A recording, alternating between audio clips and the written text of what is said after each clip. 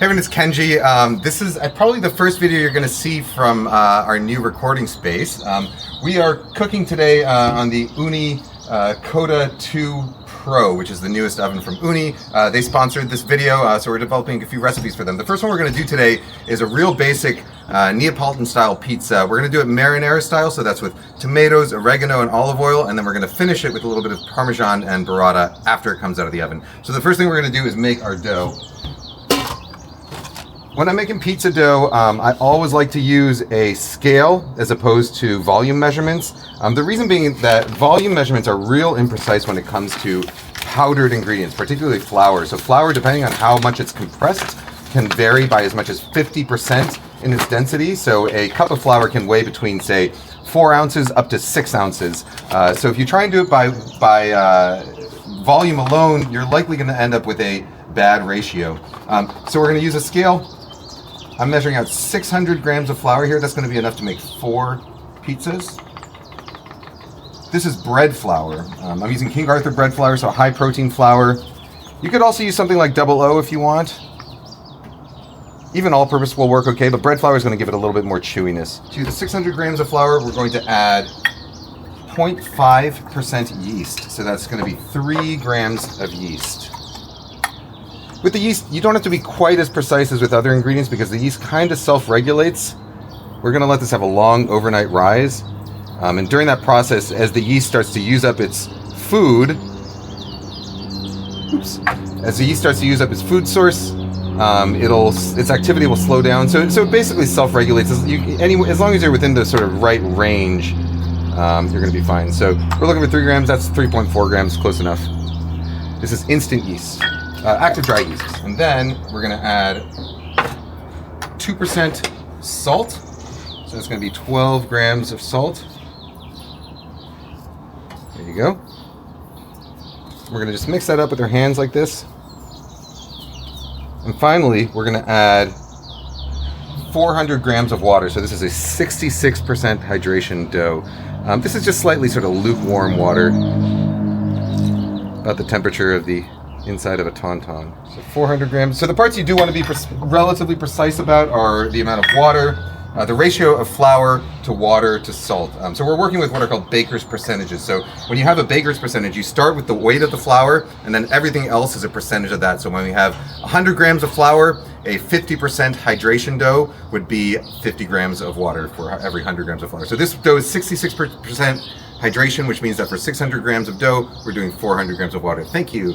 And finally, we're going to add just a little bit of acid. So you can do lemon juice, you can do vinegar. It doesn't really matter. The idea here is that the acid actually strengthens the gluten. It's not for flavor, it's not for anything else. It's just to help the gluten get a little bit stronger. Okay? Now, all we have to do here is mix this until there's no dry flour remaining. So you could do this in a stand mixer, you could knead this by hand. We're going to use a no-knead method. So the no-knead method, the way you do it is you mix all your ingredients together like this. It only works with relatively high hydration doughs, so above 60, 65% or so. And what happens is, as this dough rests overnight, there are enzymes in the flour that are naturally occurring that will break the larger flour protein molecules down into smaller ones. And then those smaller molecules form gluten much more easily than the larger ones. And so, gluten is the network of proteins that is sort of the matrix of proteins that forms when you start to knead flour and water together. What will happen is that once those flour molecules have been broken down into smaller pieces, gluten forms really easily. So in fact, the action of the yeast itself forming carbon dioxide bubbles, that bubbling and churning is enough to form gluten within the dough. So you don't really have to do any kneading at all. You let the yeast do the work, yeast and time do the work for you. So I'm just going to cover this up and let it rest overnight. I will be back with one that I have already rested to show you what it should look like the next day. All right, so this is dough that I made yesterday. You can cover it with plastic wrap like this. You could put a put a cutting board on top of it like that. You can also take a second sort of slightly smaller bowl and invert it on top. However you want to cover it is fine. But the second day, it should look like this. So very bubbly. It's about doubled in volume, and it should look really sort of wet and sticky like that, almost like porridgey. All right, so now we're gonna take a little bit of flour, dust the top of it.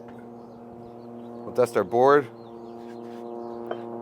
And then we're just gonna use our fingertips to kind of pull the dough off the edges of the bowl. You don't really have to scoop much, you're just kind of trying to pry it off, right? Okay, that's it.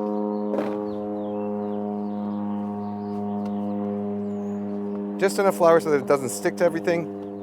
Now we're gonna divide this into 4 pieces. You don't have to be exact here, but I like to sort of push the dough into kind of a rectangle that is about even on both sides, right? And then we can cut it in half. And then each one of those will do the same thing. Turn it into a little rectangle and cut in half.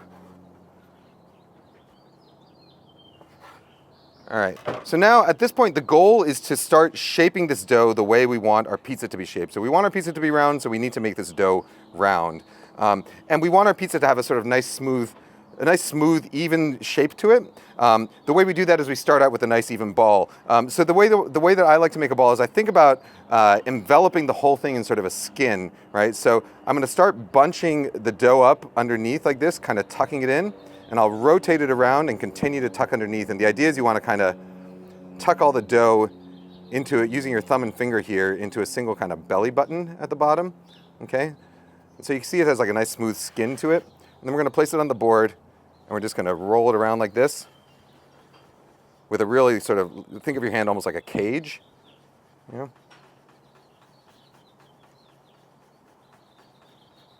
Roll it around just like that, and then at the very end, we're going to put our hands flat against the board like this, and we're just going to spin it like that. Okay? And that's going to give us a nice, even, round shape. We'll do that with all 4 of these. This is the same way I would shape any sort of bread that I was going to bake in a round way. If I was making like hamburger buns, if I was making round dinner rolls, if I was, any kind of round bread. And you can see, even without any kneading, this dough has become really sort of nice and pliable and workable. The gluten is nice and strong. It shapes easily. So every time you work a dough, you kind of tighten up the gluten again. And so at this point, if we tried to stretch this dough out into like a pizza skin, here, in fact, let's just try it. If we try and stretch this dough out into a flat shape for pizza, you'll see it's real elastic and it kind of just pulls back on itself. It's really hard to get it to stretch out. And that's because the gluten, every time you work it like this, it tenses up. And so you have to let it relax again before you try and work it. So what we're going to do is put these 4 balls here, and we're just going to cover them up. I like to just use the same old bowl. I don't even bother cleaning it out. We're just going to put this bowl right over them like this. And then we'll let it rest at room temperature for about an hour or 2, anywhere between a minimum of an hour or 2, up to say 4 or 5 hours, you'll be fine. And at that point, your dough should be ready to stretch out. Okay, so when you're done, when the dough's rested, it's gonna look like this, sort of nice and relaxed. Transfer it to a board, a little bit of flour. We're gonna start stretching it out by using our flat fingers like this and pushing out the center. And the idea is that we wanna build in what's called the cornicione, so the edge of the dough, the part that poofs up, okay? So you build that in with your fingers at the beginning, and then there's a couple different ways you stretch this. You know, I'm used to making New York style pizzas, and so I like to use the New York style method, which is knuckling. So when you knuckle it, you want to drape the dough over your knuckles here, and you want your knuckles to be sort of just in front of the cornicione so that you're stretching out the center of the dough, but leaving that cornicione still kind of poofy. If you go too far into the center, you end up with a really thin center that gets gradually thicker as it goes out. So you really want to be sort of right on the edge, right around there when you're stretching this out. And really just sort of letting gravity do the work. I'm not really pulling my hands apart too much. I'm kind of just transferring it from hand to hand and letting the weight of the dough do the pulling of that airplane. So these dough balls are 250 grams each, a little bit more than 250 grams each. And so they make a pizza about 10 to 12 inches or so. All right, so we're gonna start out with about a 10-inch circle, and it'll stretch out a little bit more once it gets onto the peel. All right, so for a marinara pizza, we're doing just some tomato, These are Bianco di Napoli crushed tomatoes that have just, all I did was season them with a little bit of salt, nothing else, straight out of the can. You can use any good quality crushed tomato or whole peeled tomato that you crush yourself. We're gonna go with some thinly sliced garlic here, about a clove of garlic on there. We're gonna go with some of this Calabrian oregano, the fancy stuff, drizzle of your best olive oil, and a little pinch of salt. All right, so at this point I'm going to transfer it to my peel.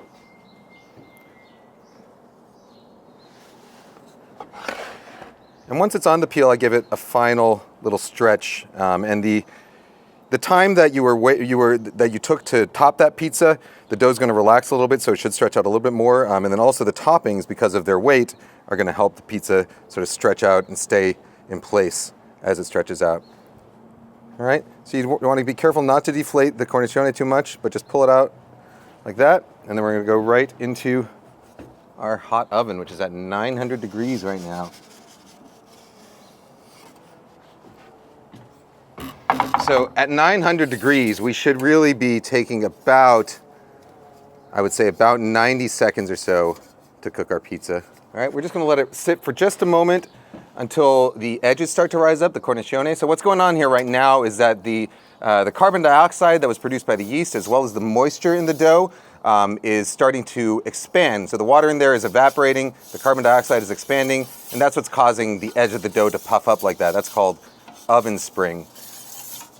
And eventually what's going to happen, in fact, you can start to see it happen right now, ooh, that's hot, is that you're going to form these little kind of micro bubbles on the surface of the dough. And as those bubbles get exposed to the intense heat of the oven, that's what's going to form our sort of leopard spots. You can see that going on right over here.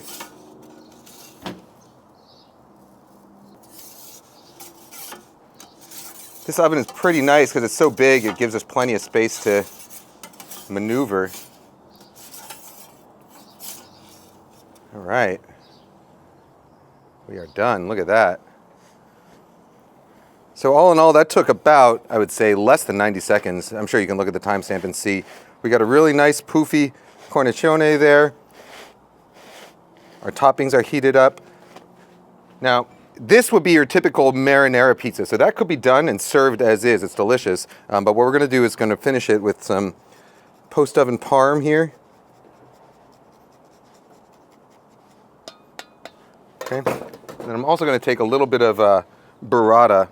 Burrata is essentially you take the curds, the curds that you're making mozzarella out of, mix it with cream, and that's your stracciatella, and then that gets stuffed into a sort of envelope of mozzarella, like a sack of mozzarella. So burrata is basically just like an extra creamy mozzarella. I'm just going to put a few little dollops of that around.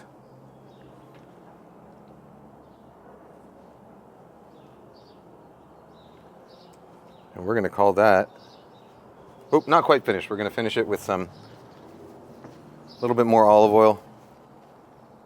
I always like seeing the sort of the gold of the olive oil on top of the white mozzarella or burrata. And that is done.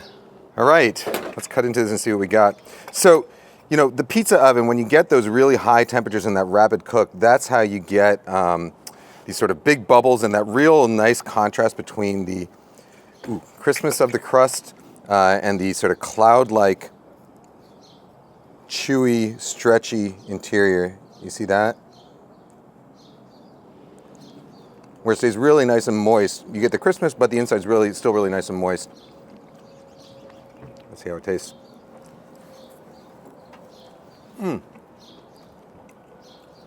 If I had to pick a desert island pizza, I'm a New York pizza kind of guy.